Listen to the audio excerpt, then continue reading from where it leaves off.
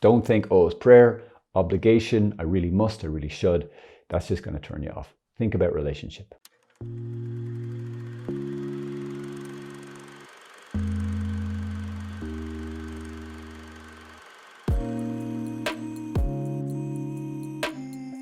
Prayer is essential, not optional.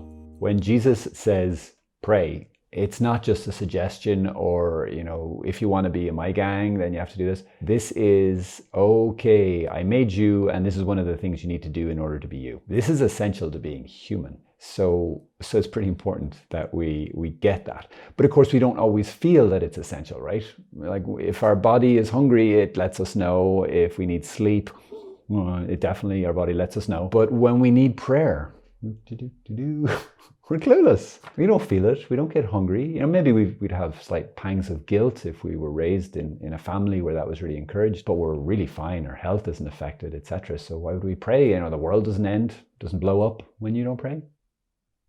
So why? We're not just bodies, we're not just meat, we are body and soul. We are physical and spiritual. And just as our body needs to eat, so too our soul. And that's a big part of what prayer is this opening of our soul, of our spirit to God, so that we can receive everything that we need. So even if we don't feel it, we know that this is a reality, and then we are wise if we act according to that truth. 2 little encouragements. Prayer is a challenge, and there's no surprises there. So don't be surprised if you find this difficult. You're not broken. You're not weird if you find prayer a challenge and difficult. Just join the rest of the human family.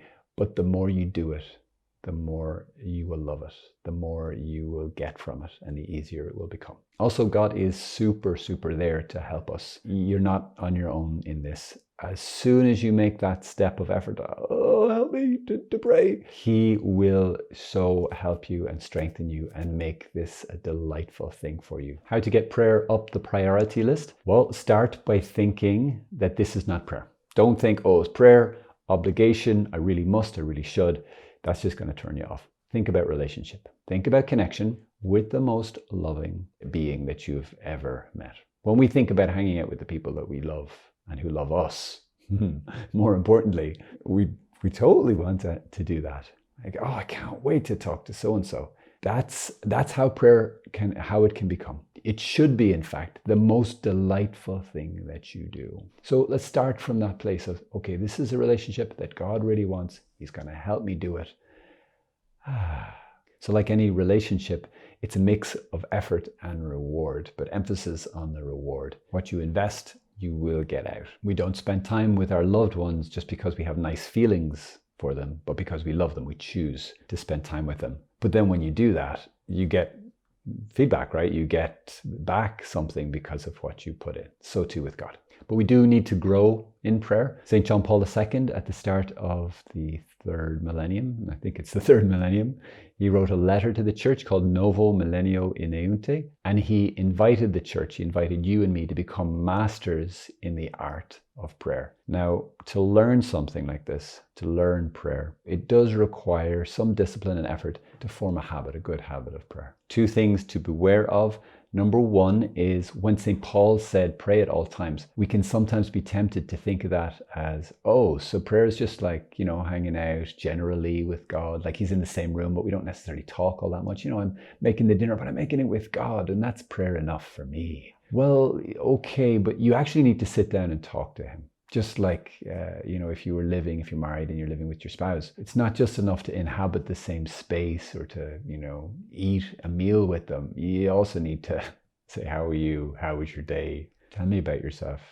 That we actually need designated prayer time.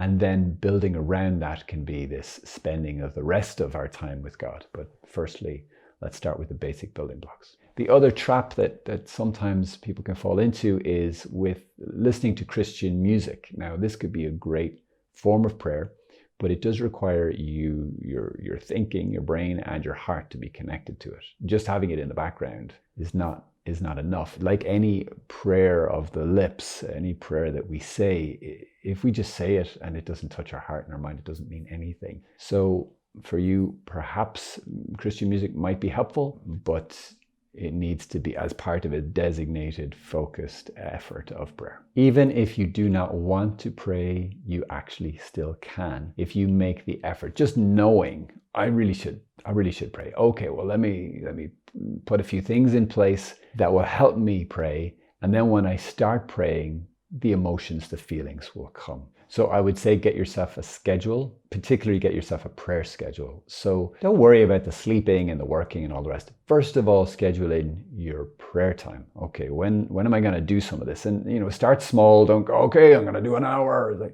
No, for me, I started with 15 minutes and I was faithful to it. I got up 15 minutes early. That's all, just 15 minutes. It was just like a little seed.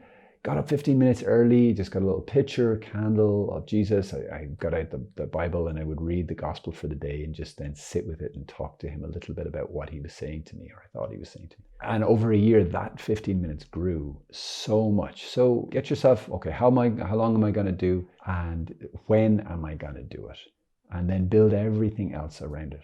Also, give God your best, not your worst, not the dregs. In the Bible, they call this giving God the first fruits, which means the best produce of your land. What's most precious to you, give that to God. Don't give God 10 o'clock at night right before I fall asleep. I was like, don't do that.